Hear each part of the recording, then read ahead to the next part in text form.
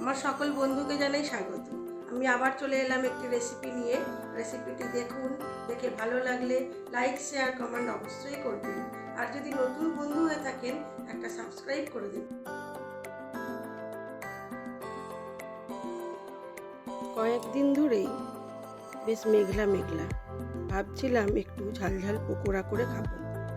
আজ বানিয়েই ফেললাম সেটা। বাড়িতে একটু চিকেন ছিল ফ্রিজের মধ্যে, সেই চিকেনটা ছোট ছোট করে টুকরো করে নিলাম।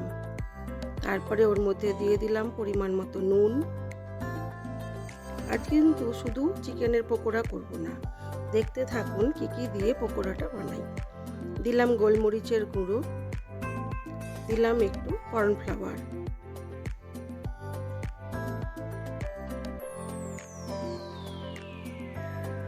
আর দিলাম বেশ কিছুটা পরিমাণ ময়দা আর আদা কাঁচা লঙ্কা বাটা,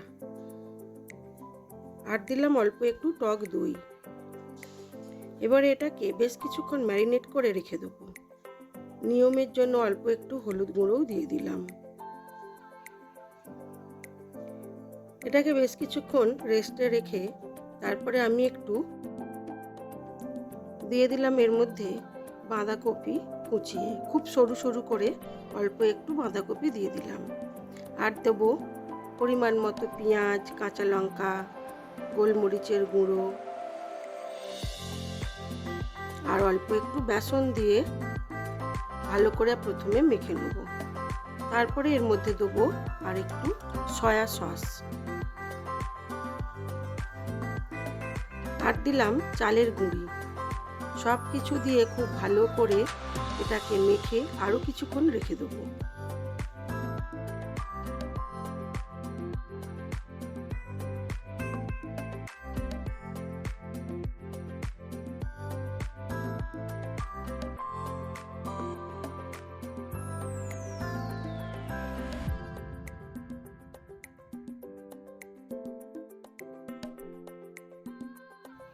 অনেকেই চিকেন পকোড়া খেয়েছেন, বাঁধাকপির পকোড়াও খেয়েছেন।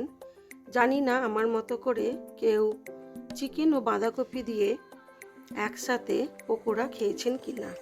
খেতে কিন্তু খুবই সুন্দর হয়েছিল এবং মুচমুচেও হয়েছিল। দিয়ে দিলাম একটা ডিম ভেঙে।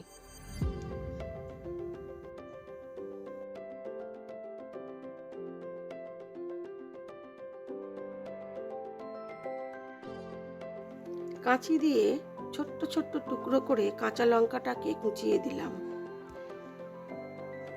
যে কোনো পকোড়াতে সরু সরু কাঁচা লঙ্কা ছোট্ট ছোট্ট করে দিলে মুখে পড়লে বেশ ভালোই লাগে, তবে বাচ্চাদের না দিলেই ভালো।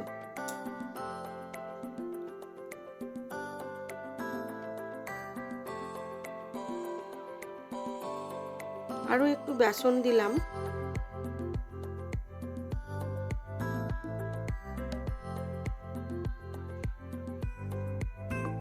এবারে সব কিছু দিয়ে আবার এটাকে ভালো করে মাখবো।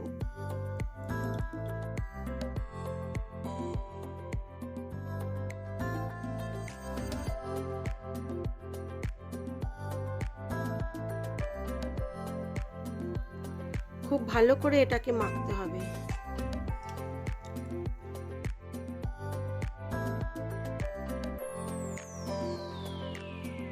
সবশেষে দিয়ে দিলাম সয়া সস, আবার একটু মেখে নেব। ততক্ষণে একটা আমি প্যান বসিয়ে দিয়েছি যাতে অনেকগুলি পকোড়া একসাথে ভেজে নিতে পারি। এই রকম তেলটা গরম হতে হতে আমি এইবারে এটাকে ভালো করে আর একবার মেখে নেব। তারপরে ছোট্ট ছোট্ট পকোড়ার আকারে ভেজে নেব। প্রথমে তেলটাকে খুব ভালো করে গরম করে নিতে হবে, তারপরে গ্যাসটা কমিয়ে দিয়ে পকোড়াগুলো ছাড়তে হবে। বেশ কিছুক্ষণ মিডিয়াম আঁচে রাখতে হবে, তারপরে আবার তোলার সময় আঁচটা বাড়িয়ে তুলতে হবে।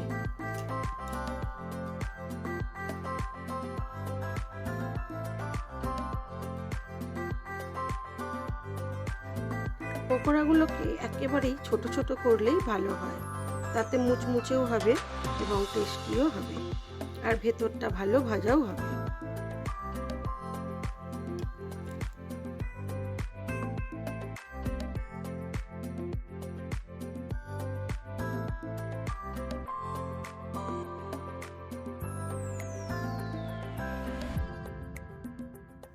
আজ আমি বেশ অনেকগুলোই পকোড়া বানিয়েছিলাম। আজ আমরা মুড়িতে ও ভাতে পকোড়া খেয়েছিলাম, খেতে বেশ সুস্বাদু হয়েছিল।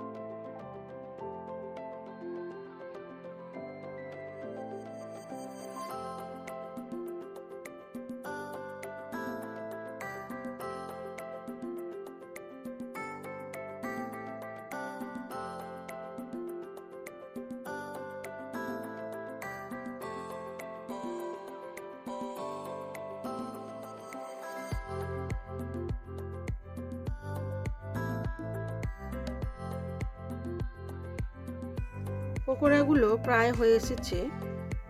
এবারে আমি আরেকবার উল্টে দেবো, দিয়ে বেশ লাল লাল করে ভেজে তুলে নেব।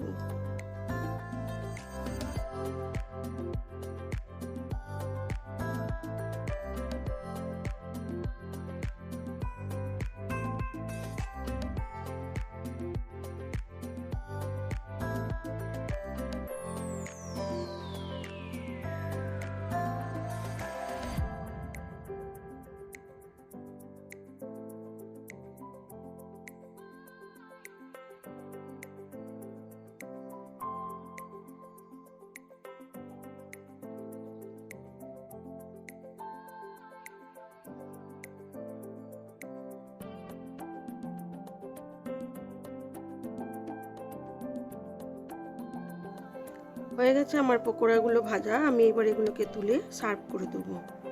তারপরে দেখাই, চলুন আমার আজকের লাঞ্চ মেনুতে কী কী ছিল।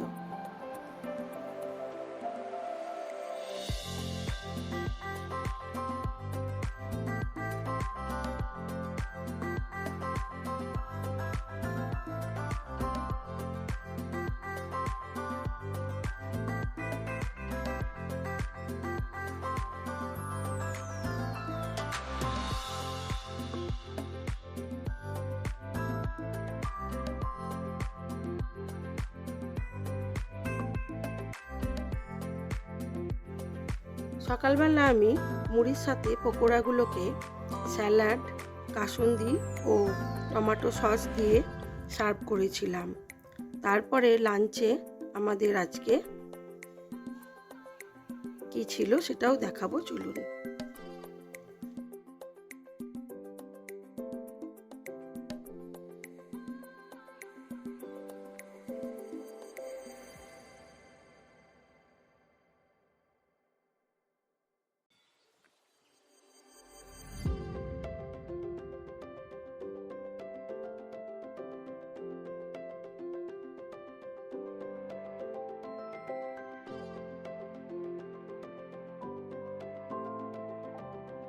আমাদের আজকের লাঞ্চ মেনুতে ছিল সাদা ভাত, স্যালাড, পকোড়া, চিকেন স্টু, গাজর পেঁপে দিয়ে, আর ছিল মসুর ডাল। আজ এইটুকুই।